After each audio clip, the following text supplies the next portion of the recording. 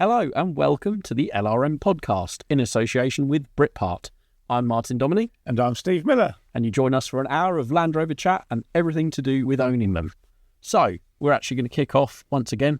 Actually, I should say before we start, this is podcast number 13, so hopefully you won't be unlucky and it will all go smoothly. This is where every single person that's listened to our podcast decides never to listen to us again. Well, hopefully not. If you've stuck with us this long, congratulations, to be fair, because you've probably got a better attention span than I have. But yeah, a listener's question. Should we go straight in? I believe you've got a fresh one for us. We have. It came in about an hour ago. Wow. So well timed. That is fresh. So we've had a question from Jenny Bryan, who starts off her email saying she loves the LRM podcasts and enjoys owning her 1986 110. Okay. So it's obviously quite an early one. Is it an NA one, or is it? It is indeed. So she goes on to say that she's only owned it for about 3 months. So she's new to Land Rover ownership. And she's obviously keen to look after it herself and to maintain it, having never done anything before mechanically to a car. Right. She would like to know from us, as a keen DIY mechanic, the likelihood is that she would like to convert, to give it some more power. She would like to convert her remove the naturally aspirated engine and put a TDI in it. Right. But obviously she wants to get on with servicing first. Sure, yeah. What would we recommend to kick off a toolkit? She currently owns some screwdrivers and a hammer, typical of a... you've done it. Don't worry about it. Yeah. Just add some duct tape and cable ties. And you've got the set. Yeah. Honestly, I would say Halford set. Yeah, I agree. Go to Halford's and pick the most comprehensive set they've got. They're often on sale as well. And they have generally metric and imperial sockets and spanners, different size ratchets, little screwdriver bit sets, things like that. I don't think you can get a more comprehensive tool set for the money. I agree. I own a Halford's Advanced. I think they call it... it used to be called Halford's Professional. They call it Halford's Advanced now. Lifetime warranty. Lifetime warranty. I have never broken a single thing. I've bent the 13mm spanner. Okay. Because I was using something on the end of it, like a bar or something. Yeah. But lifetime guarantee, like you said, they're often on sale, often 50% off. Yeah, there's always... they always seem to have deals on, especially like Black Friday and up to like January and things like that. So wait until they're on sale and then get one of them, I would. Depends whether Jenny has a workshop or a garage, but I would say, because those sets all come in the nice little tool case you can pack away. And if you've just recently done a job to your car, you can put them in the back of your Land Rover in case something goes wrong further up the road when you're not at home. One of the things I like most about them, aside from the fact they are good quality for the money, is you've got everything in one place. My tool sets at home, I've got like my 1/2 inch, 3/8, quarter drive. Everything's in separate moulded cases, which is a bit frustrating when you just want to take everything out at once. You've got like open cases everywhere and sockets, and it's nicer to have everything in one convenient moulded case. Definitely, and it's easy to see that you've got everything back in its place at the end. Exactly. Which I really, really like. Moving on from that, though, what I would say is safety first. So if you're working underneath the car, I would recommend getting some heavy-duty axle stands. Absolutely. A decent jack.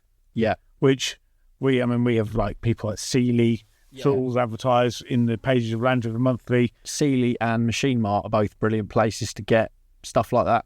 Yeah, really, really good. In fact, Machine Mart have not only the online mail order, but they have shops around the country. Yeah. You can go into a Machine Mart shop and pretty much get everything under one roof. Obviously, jacks and axle stands all come in different sizes. A Land Rover is a bigger vehicle, so I'd recommend, especially if you're looking to sort of get it quite high up off the ground, minimum of 3-ton axle stands, 6 if you can stretch to them, and a decent trolley jack. Because the little skinny trolley jacks, if you're jacking up one under the axle, for instance, yes, they can quite easily begin to tilt. So you want a trolley jack with a good wide base on it. They're quite often sold as low entry jacks. They're like flatter, and they lift quite high, and they're a lot more stable. Yeah, and this is obviously kitting out a basic DIY home mechanics workshop. And over a period of time, I always think, this is how I operate now. If I need a tool, I tend to go and buy it rather than borrow it. Yes. Because the chances of needing it again is quite high. I always used to, when I was an apprentice, I'd have a little book in my toolbox, and if I needed something, I'd write it down. If I needed it again, I'd put a tick next to it. If I needed it a third time, I would buy it. You were more organised then than you are now, Martin. Oh, tell me about it. But the other thing about tools is, like when I serviced my Freelander 2 after I did all that work to it, I knew that my flexible headed ratchet was in the back of the drawer system in my Series 3. But the Series 3 was stacked to the top with old bits of wood and stuff that I needed to get rid of. So I went to Halfords and I bought another one. And I didn't feel guilty about that, because you very, very rarely regret investing money in a tool. No, I agree. Breaker bars are important. Yeah, good quality breaker bar. And actually, with it for the wheel nuts of a Land Rover, it's a 27mm socket on a 1/2-inch drive for a Defender. Yeah, will fit Jenny's one-ton. Yes, yeah, and a big breaker bar, because those wheel nuts are done up tight. Yeah, I would. Again, it's easy to. When you've been around Land Rovers for long enough and you've been around working on vehicles generally, it's sort of, you become a bit complacent and you assume that a lot of people have quite a lot of stuff. Torque wrench is probably quite important for getting wheel nuts right and things like that, because it's actually more dangerous to over tighten a wheel nut than it is to under tighten one, because if you under tighten one, chances are you'll hear like a rumble as the nuts loosen off. If you over torque one, you run the risk of shearing the stud off, which is obviously more dangerous. It's quite an interesting point you've made there, actually. I hadn't even considered that. But a torque wrench, for the amount of money you can buy them for now at places like Sealy and Machine Mart, it's worthwhile investing in one of them from the outset. So here's a question, right? So I've seen torque wrenches down the middle aisle of Aldi or Lidl's. Yeah. Yeah? Yeah. Would you buy one? They have to be certified, don't they? They would be calibrated when they were new. I probably would. Okay. If I was just getting into, like, I'm not being funny, our air compressor in our unit that we use to power the ramp and things like that is an Aldi one. As to my knowledge, the moisture trap has never been drained, and it's been in there nearly 10 years and it's still perfect. Okay. So actually, I think some of the stuff is reasonable quality. Yeah, you can get... I always think if you buy cheap, you buy twice. There's a bit of an old saying there, but I think from a basic... I think tools are one of those things that it takes a while to build up, and the collection of tools, and then you've got your, storage drawers. You can get cabinets to put them in, and it depends how serious Jenny is about, obviously, the thing repairing and doing an engine conversion. You're going to need to bring in engine cranes. Yeah, I would say actually she might find that. I don't know how soon she's planning to do this conversion. You can still get your conversion bits from, I believe Paddocks have just released a kit, and Steve Parker is like the original conversion parts supplier. You can still buy all the parts to do a TDI conversion, but if she's just, learning the ropes and getting used to working with hand tools and things like that, it might take months or years for the confidence to be built to a level where, an engine conversion is not a 5-minute job, and it's got to be done properly. It absolutely does. If it's worth doing, it's worth doing right. The best thing, really, I think, if she's dead set on doing it, and it does make the vehicles a lot more usable, have someone else on hand who's a bit more experienced who can sort of teach her along the way and check stuff's done right. Yeah, certain jobs on Land Rovers, like wheel bearings and things like that. Yes, we document it in the magazine quite a lot, those kind of jobs, don't we? Familiar jobs. It's making sure that they're done correctly and that you're not putting yours or someone else's life. Absolutely. Things like brakes and wheel bearings, suspension, you should have a level of competency and confidence in your work before you start messing with that stuff, because you are putting your life and everyone else around you's life at risk potentially if you do that job wrong.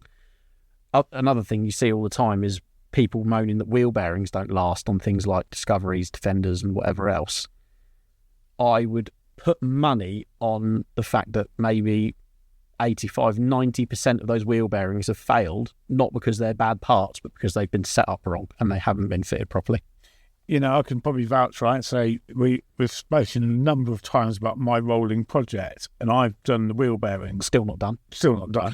And in 13 podcasts, I haven't put a spanner on it, even Oh, to that. Steve. But, Can't rush perfection, can No, you? all good things come to those who can't be asked to get going.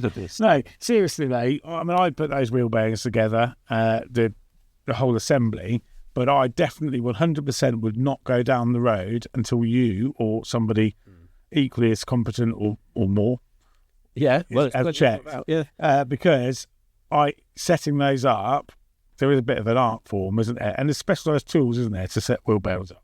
yeah, I mean, there's a lot of different Play when you've done the crown swivels and things like that. Yeah, swivels are a big one. You know, I've done all of that, but I know it has to be checked. I was at the MOT station I used a couple of years ago, and the guy was telling me, the MOT tester, nice old boy, was telling me that someone had brought a 90 in for test that they just replaced the swivels on as part of work it had previously failed on. So it had new swivel balls and bearings and everything. He put it on the ramp, and as he jacked up under the axle, you know, they go wheels free, don't they, on an Yeah, of course, yeah. He could see the wheel fall away from the car. The swivel was that loose. He could get hold of it. And move no it in. resistance, yeah. He said, you need to get this recovered away. I don't know how you've driven it here. Well, that's an extreme example. But they may have rushed that job because it's failed its MOT.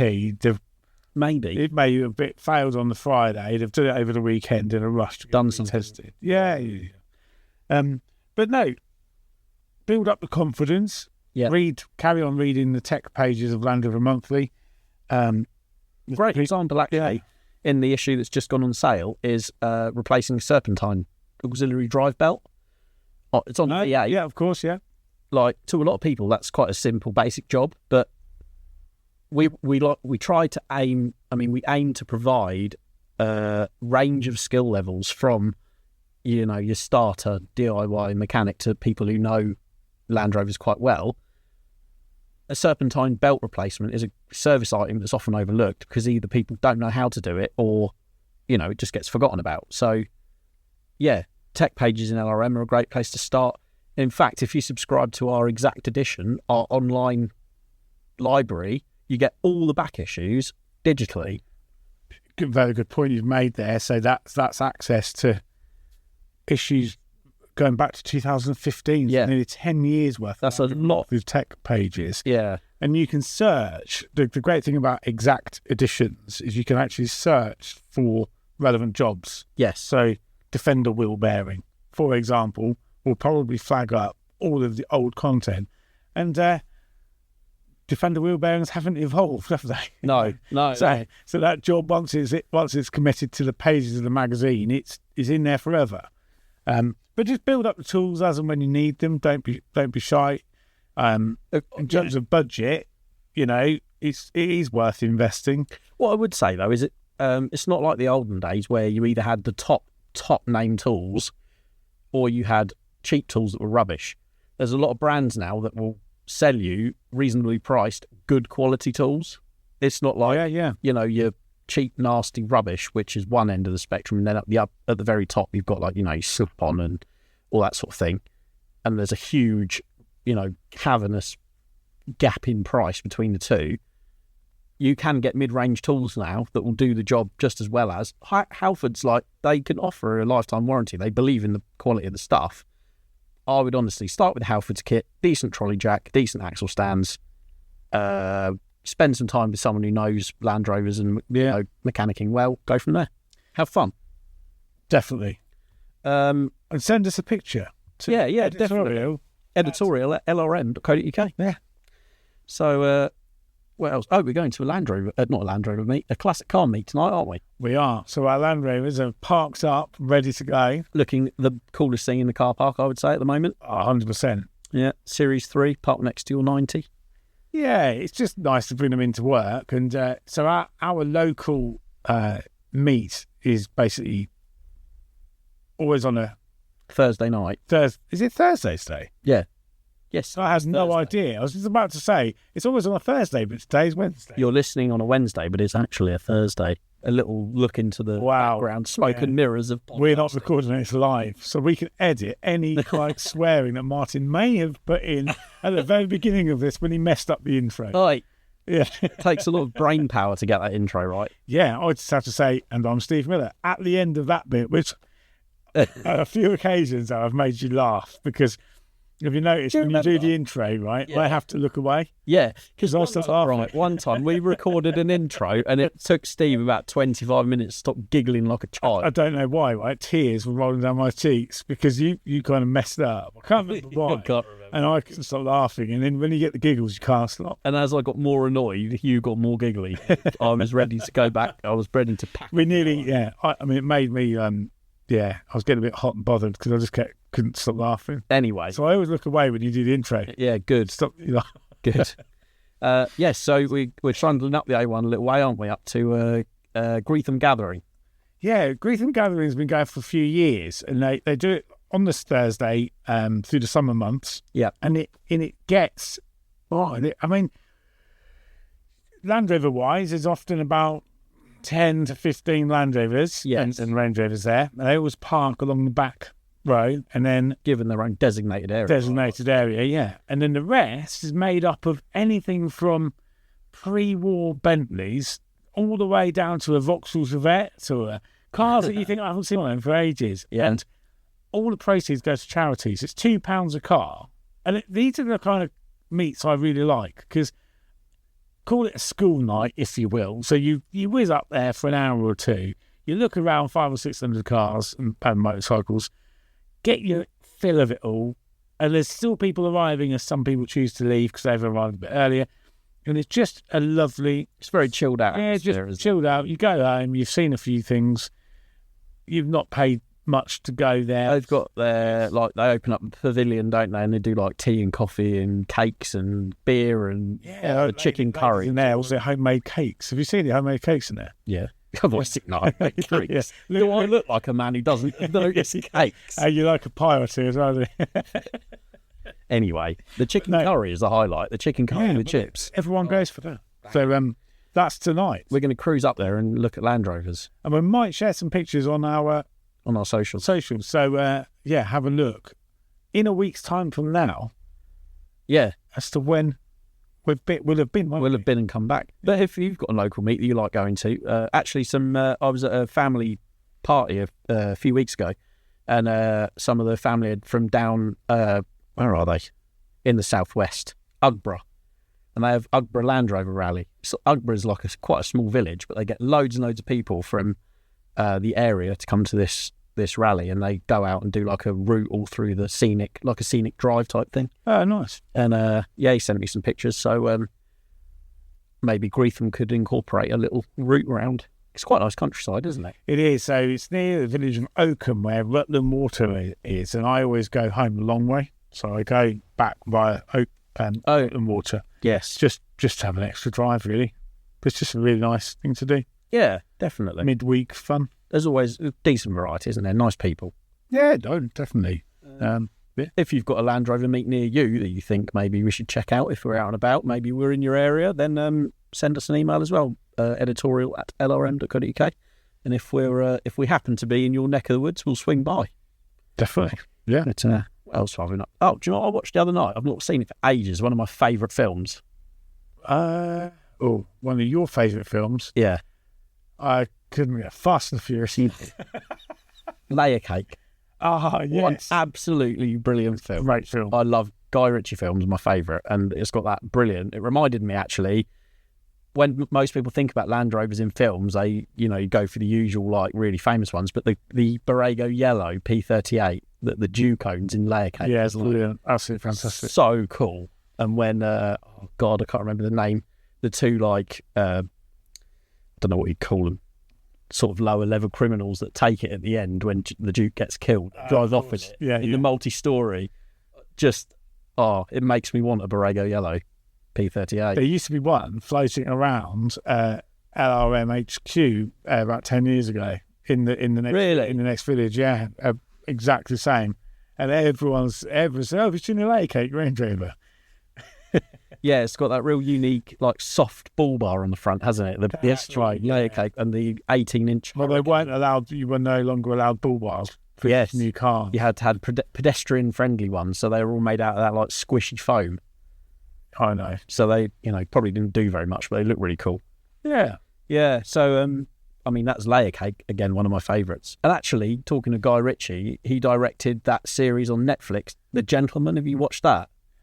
I haven't, because I'm too tight to buy to pay for Netflix. Yeah.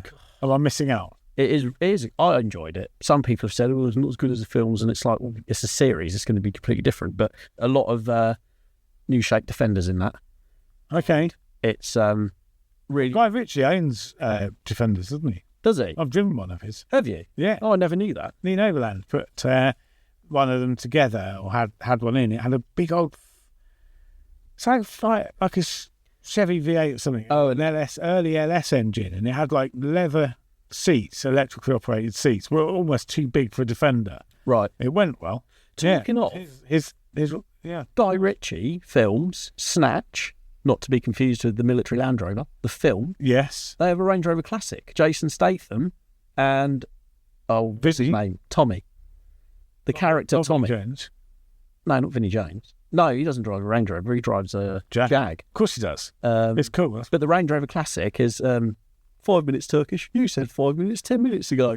That guy, I can't remember the actor's name, but they have that Range Rover Classic, don't they? Yeah. And at the end, after they've burnt down the site and the police come up, they're like, "Oh, what are you doing here?" And they go, "Oh, we're just looking for our dog." And the dog who swallowed the squeaky toy comes running around and jumps in the Range Rover.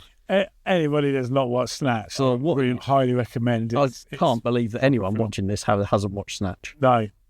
But it's interesting, right? So in films like some of the James Bond films, Yeah. the baddies always drive Range Rovers. Really? Yeah. Do you know what? They chase it like, was it Spectre? Yeah. Yeah. So you got the nice Defender 110 that everyone did Spectre The replicas of. Trepidors. And then chasing them were Range Rovers, weren't they? Yeah, that's right. They use them in the back. Spectre seems like forever ago. You got 2005? But that was. Oh no, it would have been later than that. Sorry, 2015, wasn't it? Yeah, that rings a bell. Then out of 5, 2015. The latest one is the No Time to Die, because Land Rover released the No Time to Die edition Defender, didn't they? Yes. That's 2021, I believe. Yeah, it's long ago as that, but it was. Yeah, because that came out not too long after the Defender got launched. Yeah, that's right. Yeah, fantastic things. I have an interesting fact about the new Defenders used in No Time to Die. I learnt this fact at the at Land Rover Classic at Brighton. I had a very nice tour around the back where they keep all the Land Rovers, and the spare wheel on those is a dummy. It looks like a spare wheel, but it's made out of plastic. It's like a moulded spare wheel. Where is it? On the bonnet? On the back door of the new shape Defender. Oh. So it's got like a Goodyear Duratrack tyre and like a 5-spoke alloy, and it looks from a distance like a normal spare wheel, but you get up close and it's moulded ABS. I guess they had to lighten it up for something. Okay. Interesting. I think I uploaded it actually to our socials and to YouTube. It's just me knocking on the spare wheel and it's like a hard plastic. Hey. It's pretty cool. But I must admit I've sort of not been as heavily invested in the later James Bond films as I maybe should have done, given the number of Land Rovers in them. But they quite like Land Rovers in them, don't they? And obviously product placement, isn't it? Like Triumph, when they do Triumph motorcycles, are in the latest James Bond films as well. It's very English, isn't it? Yeah. Very British. Very British. Quintessentially British. Talking of... both brands owned by Indian owners, aren't they? Well, yeah, that's true. Yeah. I believe. Oh, no, hang on. I'm getting stuck. I don't know too much about Triumph. Obviously, Land Rover is. Yeah. JLR, sorry. Loads of most of the British brands, BSA and Royal Enfield, all Indian owned. Tata, Land Rover. I had no idea. Yeah, so and I mentioned the Layer Cake P38. P38's also starred in Cars 2. Have you seen that? The Pixar animated film? I don't think I have. They have the most You know when you're watching a film, any American film, and there's a British person in it, and they all speak like they relate to the Queen. It's like, yeah, the most over-egged British accent ever. Like perfect British. Yeah, like it's noticeably too British for the film, despite it being like, yeah, I can't think of her name. There is anyway. Perfect example of that is Cars 2, because you've got the Range Rover P38s in that, and also Series 2A, which are like the guards at the palace. Oh, yeah, you're showing me a picture for the record. For the record, I've said this before. Yes, yeah, I have seen that, and they both have really, really cool. Like the guards are like a bit like Cockney, a bit like, do you know what I mean? Yeah, and the P38s are really posh. So their characters represent what they think the car would be like. Yes, well, that's the whole premise of Cars, isn't it? Course, it's like Tomato with the big teeth. He's like a bit of a hillbilly, isn't he? What? Okay, so here's a question then: which car would you be? What, from Cars? You were a character, yeah. Oh, not the hillbilly. I've not. No, I don't think so. I've not seen it.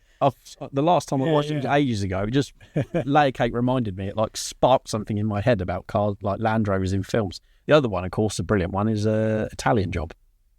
The original Italian Job, yeah, from the 60s. That's it. Yeah, Series 2. I think it's a 2. It's a 2 or a 2A. Had jerry cans on the front, didn't it? Yeah, yeah, and they pushed through all the traffic in Turin, the big roof rack, and they're all crammed in the back moaning about how hot it is, aren't they? Because it's like the middle of summer in Turin and the football's on and like the streets. That's why the packed streets. Because a lot of people think of Italian Job because of the minis, but the Land Rover did play like a major part of the film. Yeah, definitely. I actually remember there was an Italian Job PlayStation game that I had when I was younger, and you could drive the Land Rover in that. That was slow. The highlight, very slow. Yeah. Yeah, the minis were a lot more fun in that game. But yeah, Land Rover. Do you know what I haven't seen, and I see it all the time on social media, clips from it, is The Gods Must Be Crazy. Have you ever seen that? No, I have not. I've got no idea. Really need to. I was hoping you had, because that's. But basically now we've got nothing to say. Yeah. But every time I see a clip of it, I think, oh, that's got so many good Land Rovers, like series Land Rovers in it. I must watch that, and I just haven't got around to it yet. But yeah, I quite like the Land Rover in the TV series Vera. Yes, it's a little 90, isn't it? Little 90 converted to auto. Brenda Breathlin, her name is. Oh, right. Yeah, she's actually they're stopping production of that now. It's like 14 series. What is it? I've never seen Vera. It's like is it detective? It's a detective program set in the northeast of England, right, Northumbria, and she solves the crime in, the murder or whatever. And she drives. They converted a TDI, 300 TDI into blue, isn't it? Yeah, yeah. And she loves it. She's used it for all 14 series of Vera. Does she own it then? No, but rumour has it she's going to keep it because she loves it. She does all her own stunt driving in it. Not that there's many stunts. She's not ripping the handle. They say stunt driving, but she's driving at speed across like a country road or something. Not like barrel in pursuit, right? Some of it's a bit not far fetched, but she'll be in pursuit of like a modern Audi. Really? Radioing them saying, I'm into the middle of nowhere, and you think there's just no way. The Audi would be faster in second gear. In an automatic 90. 300 TDI. I mean, even the best people in the country that can tune 300 TDI won't be able to beat a modern Audi or BMW car or whoever she chases it. It's only television. Yeah, but it's good. It's good TV. Do you remember Rosemary in Time? Yeah. That was like a detective thing, and it was Felicity Kendall and someone else, and they had a series 3. I think some inspiration might have been taken by Vera from that programme, because that was on years and years ago. I remember watching that as a kid. Yeah, I do remember.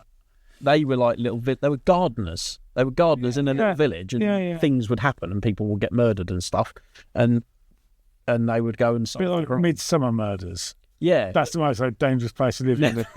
It never moved. Everybody in the entire village gets murdered. You will be killed.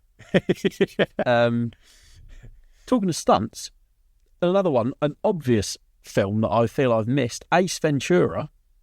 You must have seen Ace Ventura with the Series 2As. Yeah, probably back in the 90s. Oh, Steve, it's a classic. Whenever time it's on telly, I'm like, oh, Ace Ventura's on. I'll watch that. No. Ah.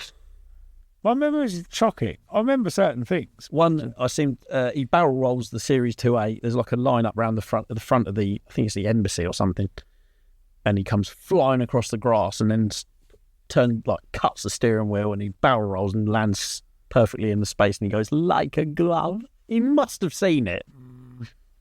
And then one of the It's not very believable, though, is it? He's chasing and getting out absolutely fine. The car is trashed as well. But and then later on, he's chasing the bad guy in a monster truck, which isn't a Land Rover, but the bad guy's in a Land Rover, and they go through the woods, the forest, and the guy gets out just as the monster truck squashes his poor Series 2A.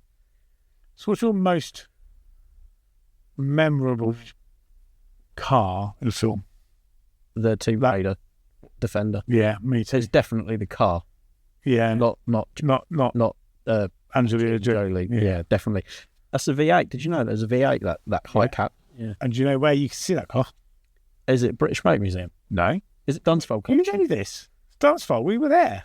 Oh, sorry. It's in the Dunsfold Collection, in the Dunsfold Museum. So it's there. I couldn't believe I was actually, because we've spoken about this, haven't we? When I bought my ex-military 90 when I was about 21 years old. Oh, and you tried to do a Tomb Raider replica. But in military green. I bet you don't look as good in a tank top. No. No. Definitely and not. you were missing the V8 and the auto and 20 inches of wheelbase and all the rest of it. Pretty much anything that cost me more money than a pair of Cobra bucket seats and a checker plate kit for the rear end. Yeah. Yeah, fair enough. No, it was a really cool Land Rover. Someone else restored one as well. I think there was more than one. They used one for the film and one was promo purposes or something like that. But yeah, that's probably, I remember going to see that in the cinema and the camera angle of it coming through the jungle. Yes. The tracking shot of it coming through the jungle towards the camera with like vines bouncing off it and it going down mud everywhere. Yeah. That was like etched in my mind forever. Are you sure it was just a Land Rover? Definitely was, yeah, definitely not anything else. But no, I think if I could have any Land Rover that's been in any film, it'd be a tough one between the Layer Cake P38 and that Tomb Raider one. Definitely, I would choose the Tomb Raider. Okay. Yeah. Fair enough. Anyway, right, so any update on your potential purchase of an L322? No, I still haven't been to look at it. I keep meaning to. I just haven't had a chance to go and kick the tyres yet. Do you know, I mentioned it. I know I moan all the time, but the tax is just... But I will go and look at it and I'll see what it's like. Right, so anyone listening to this, right, do Martin a favour, right, go out and treat yourself to a copy of Land Rover Monthly so we sell more magazines so he can afford to tax his Range Rover. Afford to buy the Range Rover first. Oh, yeah. Funnily enough, one of the issues that the guy who's selling it said it had was they have a coolant like heater control valve. So when you turn the heater from cold to hot, it lets hot coolant through the heater matrix. Right, okay. Blowing hot air into the cab. Yeah. That's packed up and they don't make them anymore, or they're back order. Which begs the question, obviously there's a lot of Land Rovers sat at dealers and garages around the country now waiting for parts, and they're normally like newer versions, newer models, like the current crop. Yeah. And I thought, you don't really hear about older stuff being back order or like obsolete. There tends to be a strong enough either Land Rover or aftermarket backup for them to not really be an issue. But the guy who was selling it to me, he's looked after the car for quite a few years. He said the heater control valve packed up once. You couldn't get one, so he put a good used one on it, and that's packed up now. So it's got no heat, essentially. So when winter comes around, it'll be very cold inside. Yeah, you might better demist the windows or anything. Exactly. So, but it did make me wonder, because I know for a long time, the power steering pipes, metal power steering pipes, which corrode quite badly on Freelander 2s, they were back order for ages as well. And there was, I know Muddy Mod stocked them, but there was a real shortage of them all over the country and possibly further afield. So we're not immune from it. With older stuff, there are still parts issues. And slow-moving parts that didn't necessarily sell in abundance now are obviously aging parts. Yeah. It's a bit of a problem, isn't it? I think... And demand for new parts. So as the car gets a bit more not worth as much, people won't invest in main dealer stock. Yeah, yeah. And the aftermarket parts people, in the near future, we're looking to have somebody in from Britpart, aren't we? As a guest on the podcast. Yes. Be able to get that. You know, so anyone that's got any questions, fire questions to editorial@lrm.co.uk. Because if you've got a part that you think should be put back into production, we might be able to. If enough people put their hand up. Yeah. I'm not saying we're parts influencers here, but, you know, for example, I'll give you an example, right? So I've had, in the last 12 months, about 4 people contact the magazine and has asked for inner and outer wheel arches for Discovery 2. You can get it for yeah. So they've started to corrode now to the point where, you know, tradition says that Discovery 1 chassis are perfect and the bodies rot. Discovery 2's, the chassis rot but the bodies don't. But the bodies have started to corrode, but people are investing in re-chassising, but the bodies are being let down. Got you. So no one makes one. So Discovery rear wheel arches... Discovery 2, shall I say? Yeah. And outer wheel arches. Because obviously Discovery 1 and Range Rover Classic arches, which I think are the same, the rear wheel arches near the seatbelt mount, they've been available for years. You can now buy L322 Range Rover and Freelander 2 outer arches, so I'm surprised that no one's jumped on doing Disco 2 ones. No, and I spoke to a couple of people and in the know, and they've said, you know, the cost of tooling to do that, there needs to be a demand. Right. So basically, more people need to come forward. If you are restoring something, come forward with your parts, because it's all a case of like supply and demand, isn't it? I was going to say, like, manufacturing something. It's easy for me to say because I'm not the one who has to spend the money on the tooling, but I've seen a huge increase in people restoring, re-chassising, putting good time and money and effort into Discovery 2. So I dare say the demand would be there if someone started. I believe it is, but I'm not having to put thousands of pounds into tooling. Exactly. At the risk of just a gut feeling. Yeah. The Discovery 2s are, we've seen it, haven't we? You know, people are now starting to re-chassis a lot of them, and just, it's the car to last a lifetime for some people who don't want air suspension and all of the other things that go wrong on Discovery 3s and 4s. Yeah, there's, like I mentioned before on the one where the podcast when we just come back from billing, Mac 4x4 welding do a lot with Disco 2. The conversions now for different engines, things like that, 8-speed gearboxes on the TD5s. Talking of Borrego Yellow, looping back to the P38, someone's just finished a gorgeous restoration on a G4 edition Borrego Yellow Discovery 2, which must have cost like a good amount of money. They're not more than a new car. I would imagine so. Yeah. They're not just run them into the ground and rip the engine out jobs anymore, which is great because they were for a long time. Same with Disco 1. And now people are seeing them for the value, you know, the qualities of the vehicle themselves, and they are investing that time and money. Well, you've said when your Freelander 2 let go fairly recently, in a few weeks back, you commented on this very podcast, didn't you?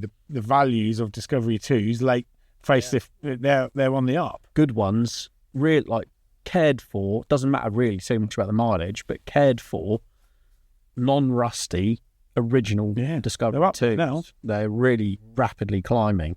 So if you're on the fence about getting into one, strike while the iron's hot, because you might be priced out if not.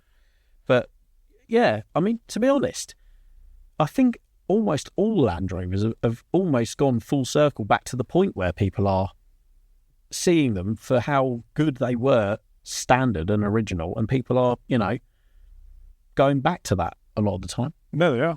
Yeah. It's interesting how things have changed. We've touched on it before, the way trends come and go, and, you know, you see things go full circle, and, you know, but at the same time, we said the different eras of off-roading, it's cool to see time capsules that haven't been over-restored. So just love what you've got, and long live the parts supply that we're blessed with in this country for Land. Yeah, we are very, very lucky. Yeah.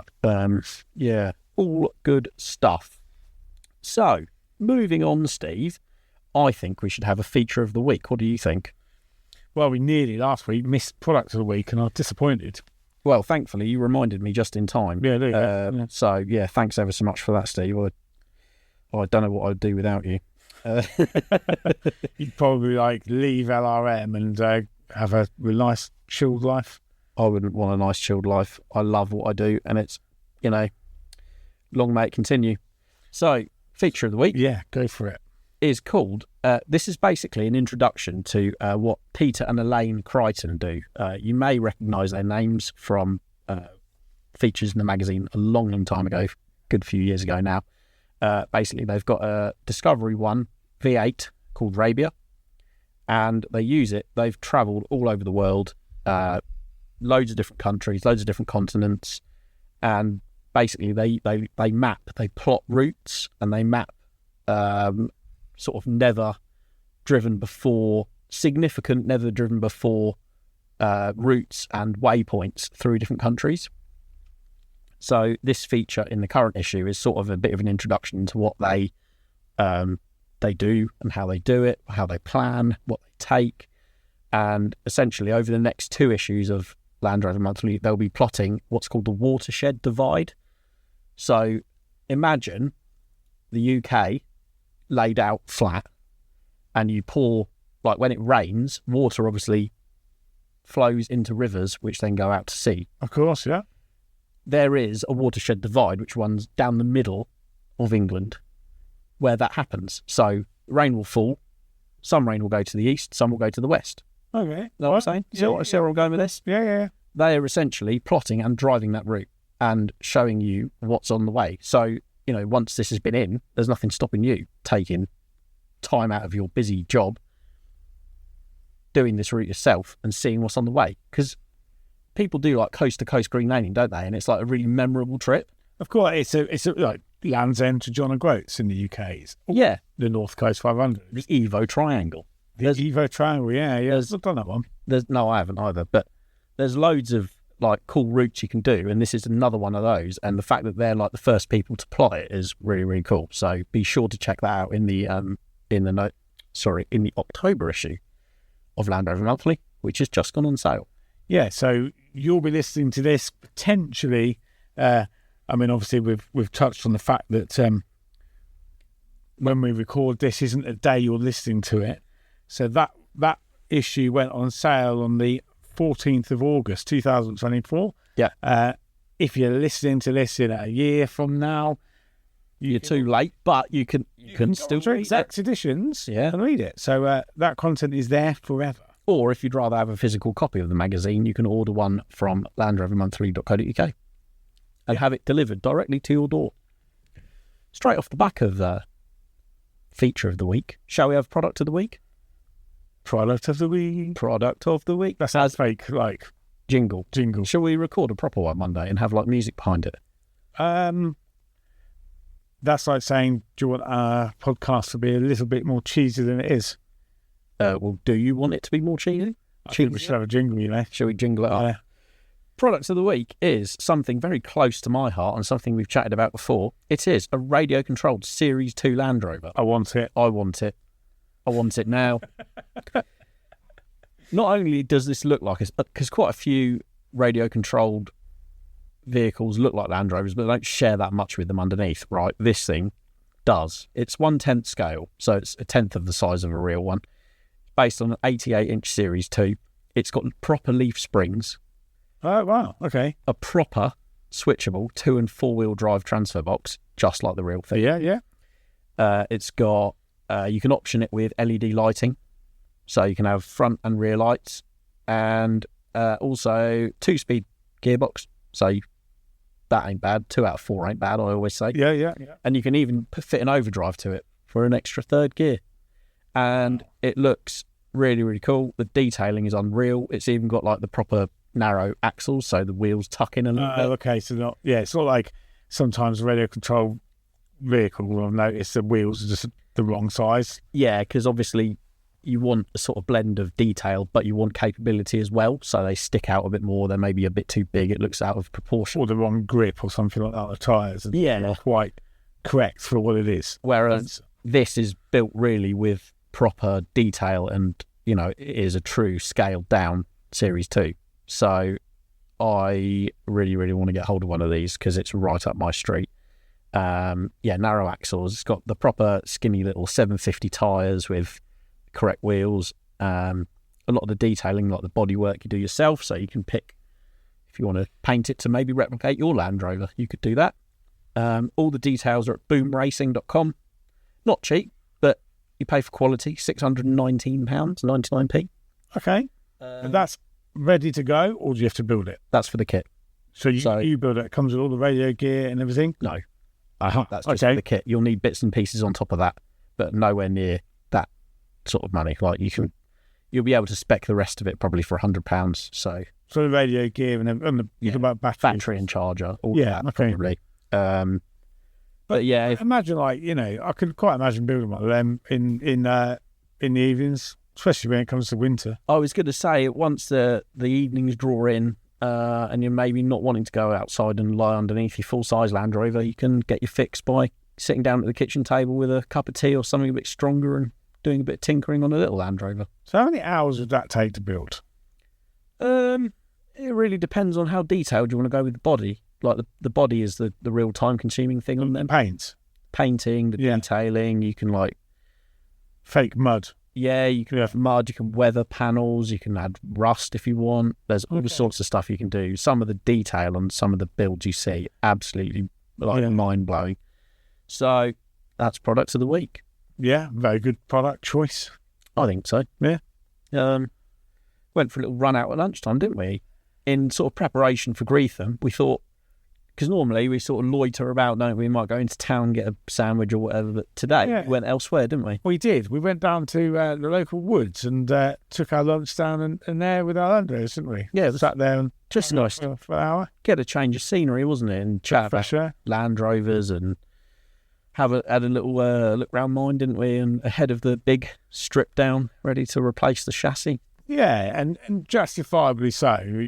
Your Land Rover is a nice old thing. It gets photographed a lot, doesn't it, by passers-by? But it's either for the right or the wrong reasons. Yeah, no, definitely. But the fact that you're going to be doing the big strip down and chassis change, it's you're building a car to last a lifetime. Absolutely, yeah. And a few little upgrades I'll be doing along the way, which are detailed in the video and will unfold in further instalments of the YouTube series. Yeah, so don't forget to subscribe to Land Rover Monthly's YouTube page because, there are going to be many more videos to come. And at risk to sound like one of those annoying people at the end of YouTube videos, please do like and subscribe. And don't forget to press the bell button so that you get notified about new videos. Yeah. Ugh, God, I feel dirty. You feel like an influencer now, don't you? No, I'll never feel like an influencer. But honestly, it's good fun. We enjoy doing it, don't we? Yeah, the more people that, watch what we do or listen to this, just makes you want to do more. Yeah, absolutely. We quite enjoy it. It's a good fun. All good fun. Anything else on your radar coming up? I'll obviously be taking my Series 3 bits, but you're actually going to crack on with your project, or is it just going to sit in your garage? Probably just sit in my garage. I keep making Steve offers on it, and he's not having any of it. You what? Here's the reason why I've not slapped hand off. Why? Because your offers are too low. Yeah, they are too low. Even by my own ambition. Really? Wow. Yeah. What is a rolling project? Well, why did I say that? Yeah, well, I knew it was too low.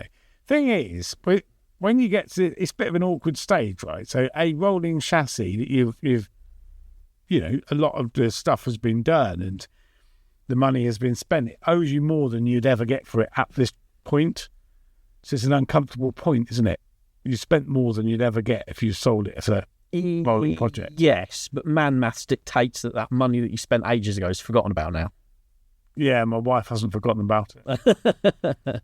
Oh, okay. Now and again, right, every couple of weeks, she'll say, you need to get our Land Rover finished. So, well, you're quite capable of helping. Yeah, she's been very instrumental in your trailer build, hasn't she? Yeah. Doesn't go down too well, though. Well, She's not that keen. maybe give her some creative license on it and see what, give, some ideas, let her pitch in some ideas of what, she wants it to look like. Get her excited about doing the interior, like the number of choices you could have about doing the interior now. Yeah, you see, I would change. So the Land Rover I would have built 3 or 4 years ago is now completely different. Yeah, Interesting, isn't it? So the fashion of conversions, but restorations, and what was your ideal Land Rover then? Yeah. Like I found a picture the other day actually on my photo album of at the time I loved it. It's about 10 years ago. It was in Russia, and they'd built a black double cab 110 with all load of external roll cage, load of like spotlights and everything. It's but completely done in wraps of black. Yeah. Right. And I was like, look at that, that's so cool. And I saved the picture. Like, I thought, wow, I'd love that. I looked at it the other day and I thought, my God, imagine if I'd have done that. Like, you would have just, no, it was horrible. What was fashionable there isn't fashionable now. Yeah, I think that's. I've got a folder on my desktop on my computer of tons of pictures of Land Rovers that I've saved because I think I want to do that style. And then you look back on them, like you say, later on, and you go, not sure now. Do you know most Land Rover Defenders that get built in America are still the look? I don't know. I've said this before. What is in their water or how they think, but I think they churn out some of the best looking Land Rovers on the planet. Don't they? Yeah, they do. They've got absolute taste for it. And I've seen some recently out there, the Himalayan built ones. Okay. The V8 one. Right. Just, yeah. It's like a modern take on a NAS 90. Yeah. Yeah. I think it's perfection. And do you know, I think the recipe is less is more. I agree. And actually, like you see, we did a feature actually on a Rubicon trip must have been about 6 months ago now on in Land Rover Monthly. It was on the cover. Chris Collard, great photojournalist, did that for us over in the States. And it doesn't matter what vehicle it is, they just seem to get the look right. Maybe they concentrate more on getting the aesthetics right on a vehicle as they build it or as they modify it. It's just so like subtle, very clever. But they do it in other cars as well. So it's no secret they love British cars. Yeah. Jaguar, Triumph, and you see some bits and pieces, Mini. Yeah. They seem to do it right with all of those things. Maybe it's just because it's different. Maybe we're just so used to, I don't know. But I see photos a lot of, the trips they do over there, like Winter Romp, that one of the Land Rover clubs does there, the Rubicon trips, Anarch. And you just look at, there is not a bad looking vehicle in the convoy. Doesn't matter what they are, Discovery, Series, Defender, Range Rover, Freelander even, they all have that certain je ne sais quoi about them, and they just look perfect. So I want people, right, to share some more pictures. So if you're listening to this in America, yes, send us some pictures. Please. We need a bit of inspiration. Our second largest listener base is in the States. So thank you, Mike, very much. Yeah, thanks. Thank you for listening. And send over your pictures, because I've had a few actually over the last year or so. Sort of a lot of people have sent them in for month in pictures pages in the mag.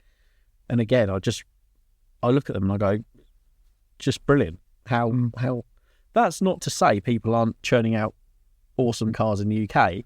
They just have something about them, and I can't put my finger on what it is in the States. Maybe actually it's the places they're photographed, places like may well be, yeah. Land Rovers are quite photogenic things, so the backdrop is probably equally as important. Yeah, maybe. Yeah, but they do something. There's just, what is the secret? I want to know the secret recipe. Yeah. Actually, that's something I was thinking about, because we recently did an issue of LRM on Improve Your Land Rover, like top modifications for doing different things. And I spoke to you about it when we were talking about Discovery 4s and Discovery 3s and 4s. You do 3 things to a Discovery 3 or 4 and it's instantly perfect to look at. Do you remember this? Yeah. No. Doesn't matter what colour it is, doesn't matter what spec it is. If you Wheels get and tyres. Discovery 3 or 4 and you fit compomotive alloy wheels, the 6-spoke alloys with a decent tyre, an all-terrain tyre, a slimline roof rack. Oh, yeah. No, I'm with you. Yeah. And I can't remember what the third one was. Maybe that was it. Maybe wheels and tyres was one each. That's like... Again, that's less is more. It's like subtle. The recipe for a perfect Discovery 3 or 4, or even 5 actually, is those 6-spoke compomotives, which I believe have been discontinued. So if you see them for sale, buy them. Yeah. Decent set of tyres and a low-profile roof rack like the Pro Speed one. Yeah, that is perfection. Absolutely spot on. Couple of spotlights. Maybe, yeah. Or like a slimline laser bar across the front, potentially. Yeah, you just need that little something, but no more than that. It depends if you're going off camping or doing like overlanding with it, you're going to have more stuff. But for daily driving, perfect. So actually, that's another question. I know we've done a lot of calls to action, to coin a phrase in this one, but if you've got like a Land Rover and you think of the top 3 modifications to make it look really, really cool, send us a message. And then we'll share this with our other listeners. So basically, everyone listening to this is all going to end up with the perfect. Oh, yeah, but they're all the same then, won't they? Not everyone's going to do it. No, that's true. Yeah. But yeah, give that some thought and send us a message. Top 3 mods for each model or whatever model you've got. Because I was struggling to think about how, because it's quite a simple formula, but how do you apply that to different cars, like the Freelander 2? Well, that's easy, right? For the Freelander 2, I would go straight to Muddy Mods and get them to sort it out. How do you, like lift it and put spacers on it? Yeah, sort it out, because they made their Freelander 2s look really, really cool. Yeah. Again, a slimline rack on there. What I'd like to do to mine, actually, now it's decided to behave itself, is put a facelift bumper and lights on it. I would start with a turbo. Oi. That's a low blow, that was, wasn't it? You leave my turbo alone. Yeah, well, the turbo leaves you alone. Turbo. Leaves you alone at the side of the road going, I wish I'd put a new turbo on this. Turbo has left the chat. It's still hanging in there, all right? Yeah. I've got more important things to focus on, like facelifting the bumpers and changing the lights. Yeah, but that's typical of a lot of people, focus on the wrong things. There's that great meme, isn't there? It's like the guy down in the coal mine all covered in black soot, and it's like my 3-year-old oil filter watching me fit new wheels and tyres. Oh, yeah, get your priorities right. Look after the mechanicals. Yeah, sort your turbo out. I do need to sort the turbo out. You don't need to keep reminding me every 6 months, okay? If I don't, the turbo will. There you go. Right, we'd better get ready because we've got to go off down the road and eat curry and look at cars. Yeah, sounds good. Yeah? Right. Cool. Over and out. Thanks for listening. See you next week. Bye for now.